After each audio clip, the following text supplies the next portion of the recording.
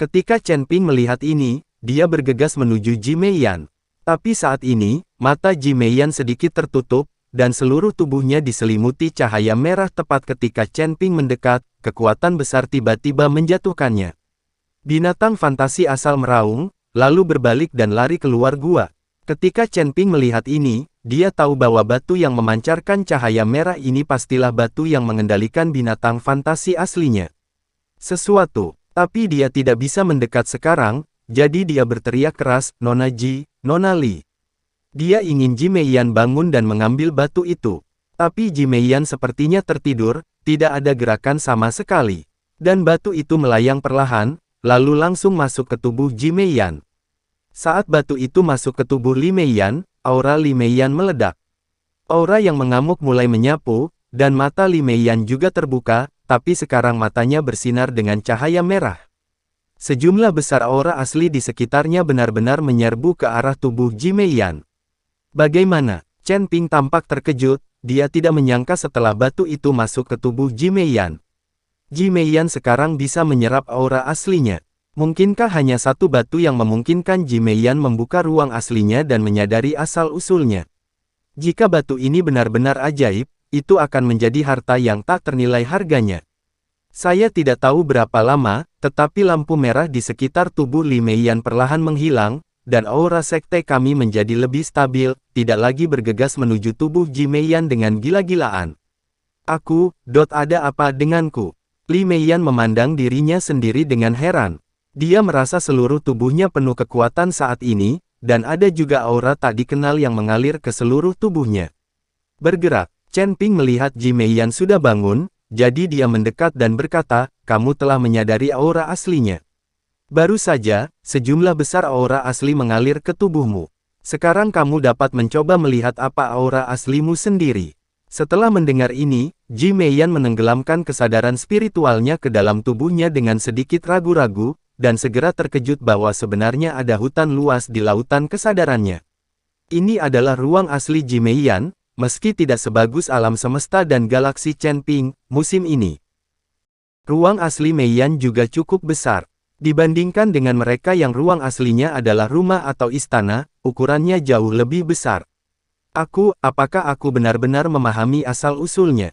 Apakah aku sudah membuka ruang asal? Wajah Li Meiyan penuh rasa tidak percaya.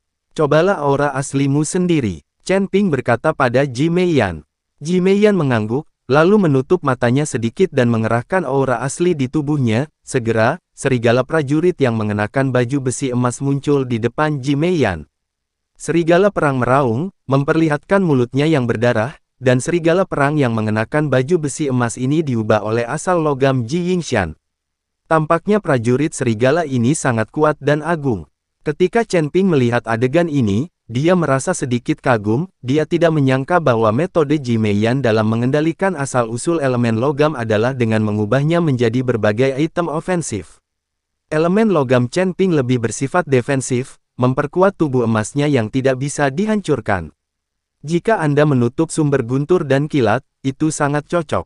Namun, metode pengendalian sumbernya berbeda, jadi meskipun Anda melihat sumber yang sama, kinerja caranya juga berbeda-beda, seperti halnya aura antara langit dan bumi, setelah diubah menjadi kekuatan spiritual yang sama pasti akan berperilaku berbeda jika tangannya patah.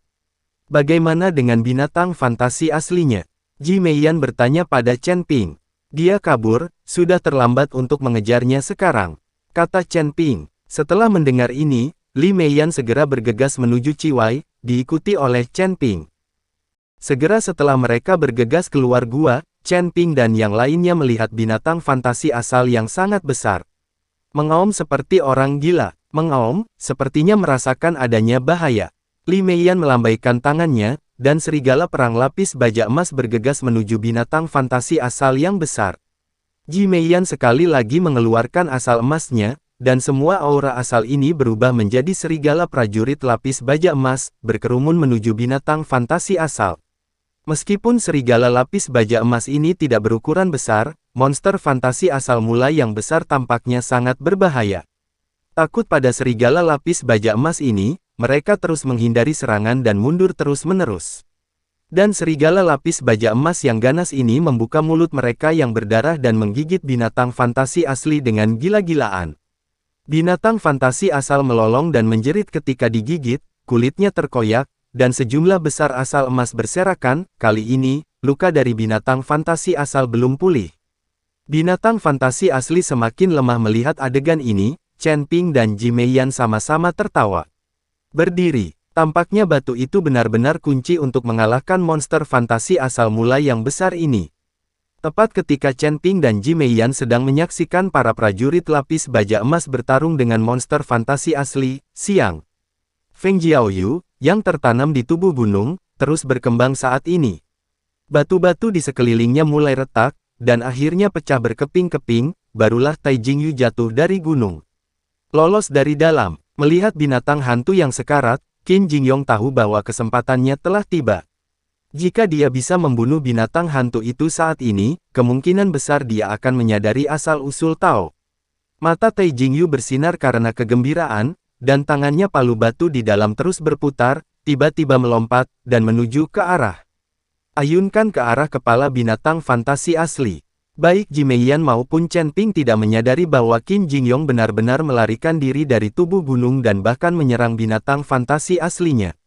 Dengan suara gemuruh, binatang fantasi asal yang besar itu tiba-tiba runtuh di bawah Qin Jingyu si Duo, dan kemudian tubuhnya perlahan menghilang dan berubah menjadi aura asal yang tak terhitung jumlahnya.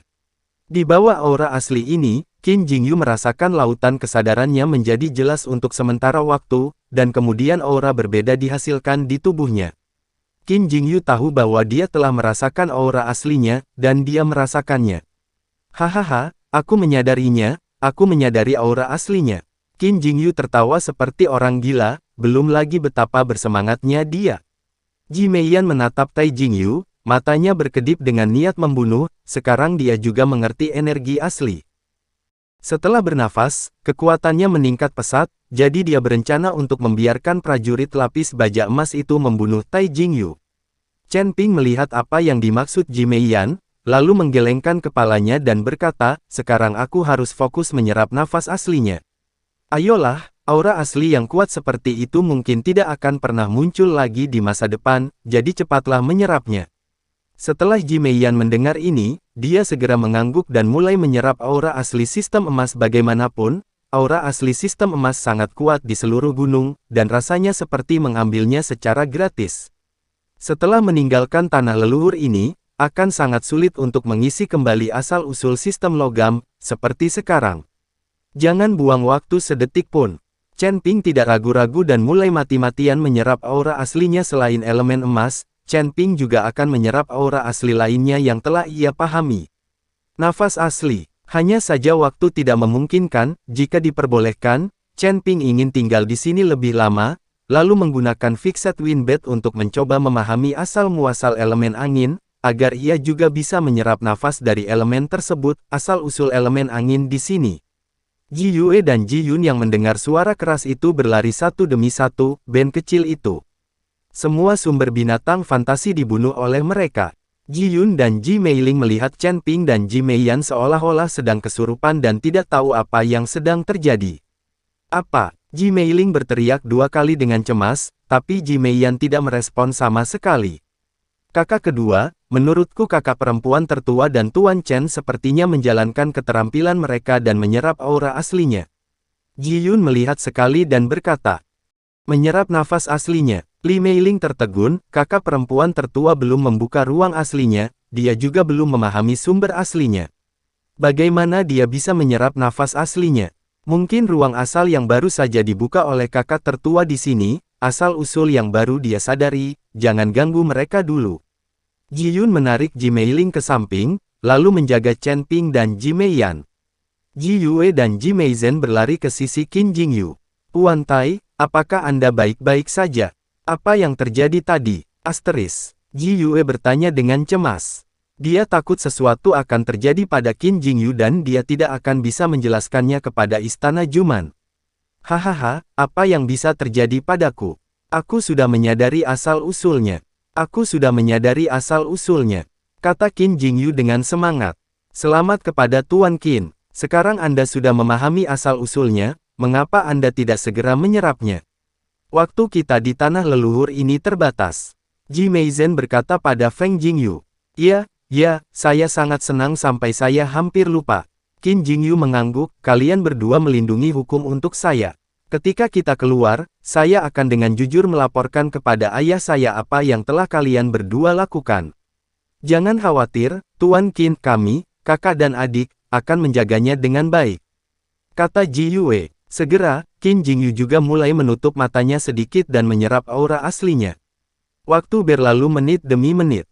Dalam sekejap mata, selama 2 hari, 3 pusaran terlihat jelas di atas kepala Zhuo Jingyu, Ji Meiyan dan Chen Ping. Mereka terbentuk dengan menyerap aura asli. Namun, pusaran di atas kepala Chen Ping besar dan cepat, dan jelas sekali bahwa serap lebih banyak nafas aslinya. Kemudian datanglah Ji Meiyan, dan pusaran air di atas kepala Tai Jingyu hanya terlihat sedikit. Qin Jingyu tiba-tiba mengerutkan kening, dan perasaan menggembung terus meningkat, dan dia merasa ada sesuatu di dalam kepalanya. Seolah-olah diisi, seolah-olah akan meledak. Zhuo Jingyu tiba-tiba membuka matanya, terengah-engah, dan nafas asli di udara, tanpa tarikan hisap, dengan cepat menghilang, dan kemudian bergerak menuju Chen Ping. Pergi tatap muka, Tuan Qin, kamu baik-baik saja. Ji Yue melihat ini dan bertanya dengan cepat. Tidak apa-apa, rasanya seluruh kepalaku penuh, kata Qin Jingyu. Mungkinkah Tuan Qin memiliki cukup energi asli di tubuhnya dan tidak dapat menyerapnya lagi? Ji Yue belum membuka ruang asal, juga belum memahami asal-usulnya. Dia hanya menebak, bagaimana mungkin? Lihat Ji Meiyan yang telah menyerap nafas asal. Dia bahkan belum menghirupnya. Cukup, bagaimana mungkin Tuan Qin merasa muak? Petik 2. Ji Meizhen menunjuk Ji Meiyan tidak jauh dari sana dan berkata, dia tidak menyukai Ji Guanyan, dan sekarang Ji Meiyan benar-benar membuka ruang aslinya dan menyadari ruang aslinya. Sumber, ini membuatnya semakin tidak bahagia, jadi dia mungkin berkata begitu.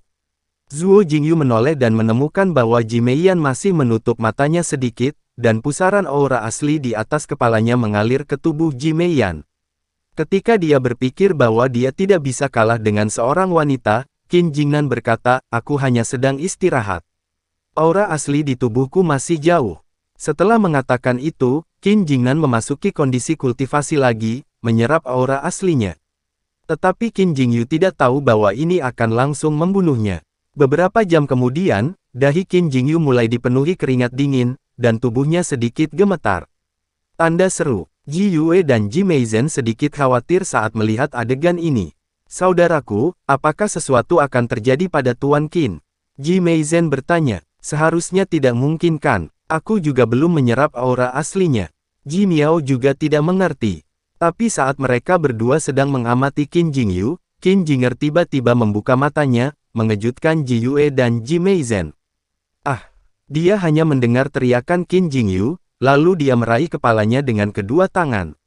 Dengan suara keras, tubuh Qin Jingyu meledak, dan darah dan daging yang berceceran membuat Ji Yue dan Ji Meizhen sangat malu.